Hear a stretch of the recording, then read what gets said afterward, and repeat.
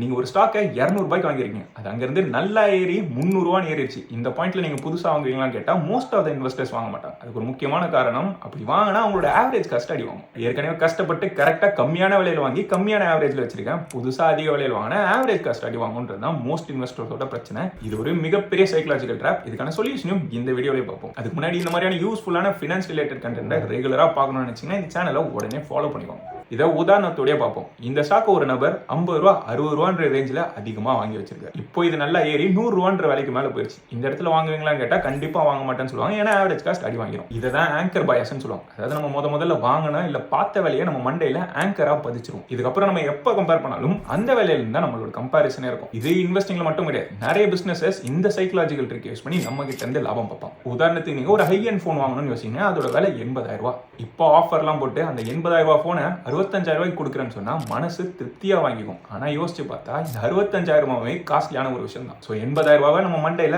ஆங்கரா போட்டாங்க, அங்கிருந்து எது குறைஞ்சு வந்தாலும் நமக்கு பெனிஃபிட் மாதிரி நம்மளுக்கு தோணும். முன்னாடி பார்த்தா ஸ்டாக் உதாரணமே எடுத்துக்கோங்க, 60 ரூபாய்க்கு இந்த ஸ்டாக்கை வாங்கிருக்கீங்க, இங்க இருந்து அது டபுள் ஆகி 120 ரூபாய் இருந்துச்சு. இந்த பாயிண்ட்ல வேலையை பார்க்காம வாங்கியிருந்தா இங்க இருந்து 5-6 மடங்கு ரிட்டர்ன்ஸை ஈஸியா எடுத்துக்க முடியும். எப்பவுமே ஒரு ஸ்டாக்கை வாங்கவோ இல்ல விற்கவோ போறீங்கன்னா நீங்க பார்க்கவே கூடாத ஒரு விஷயம் உங்களோட ஆவரேஜ் காஸ்ட். நீங்க கேட்க வேண்டிய ஒரே கேள்வி, இப்பதான் இந்த ஸ்டாக்கை முதல்ல வாங்குறேன்னா இந்த விலைக்கு நான் வாங்கலாமான்றது மட்டும் தான் கேட்கணுமே தவிர ஏன் ஆவரேஜ் காஸ்ட்டை பொறுத்து டிசிஷன் எடுக்கக்கூடாது.